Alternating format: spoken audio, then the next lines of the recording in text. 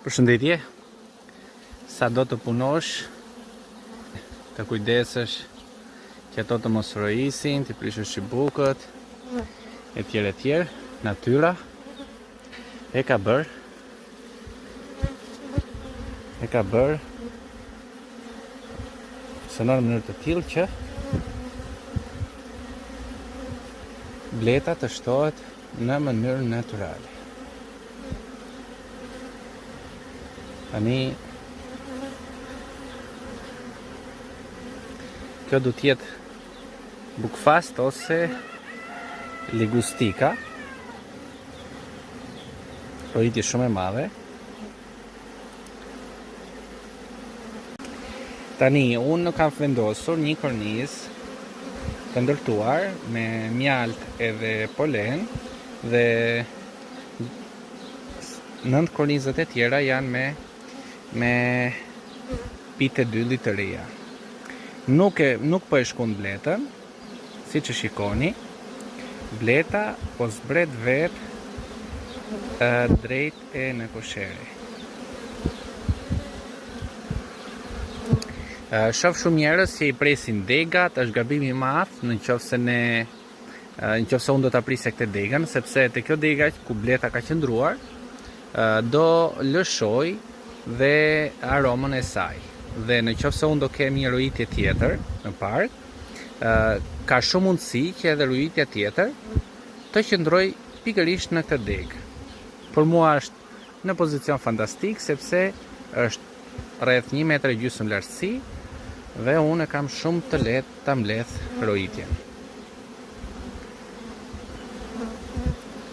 Shikoni, ka blet me polen që kanë ardhur direkt nga kullota e janë bashkuar rrojitjes.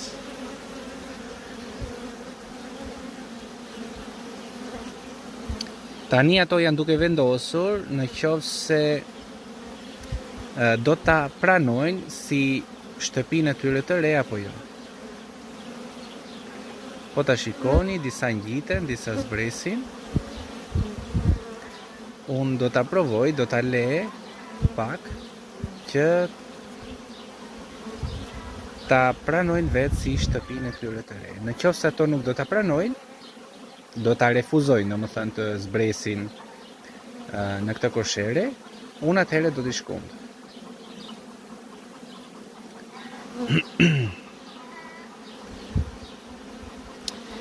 Po shoh që zbritja sikur po ndalohen.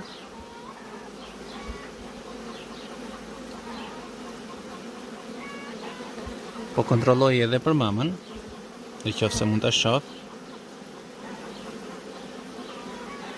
Nëse mama zbret, atëherë gjithë rrojitja do zbresi me sekonda.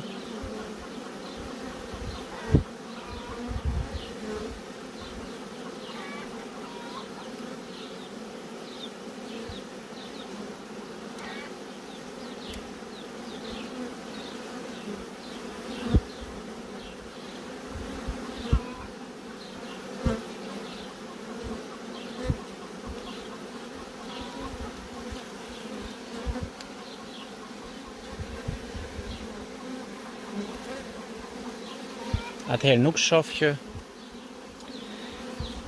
kanë dëshirë shumë të zbresin, kështu që do ta shkund.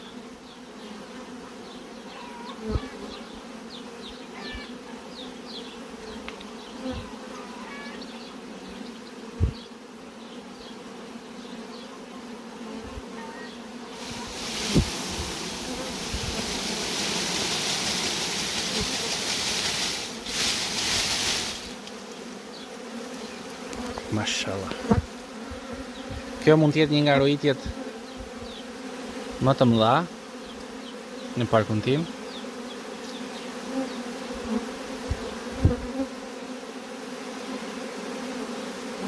Kujdesni se po bien.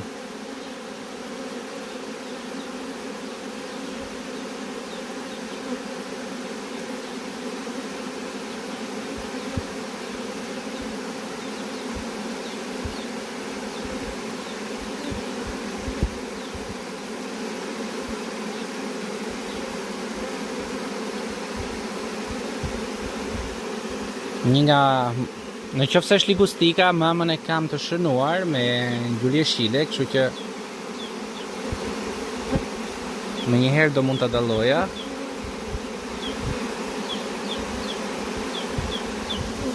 Kemi edhe pak bleta tje, do ta shkonim përsëri.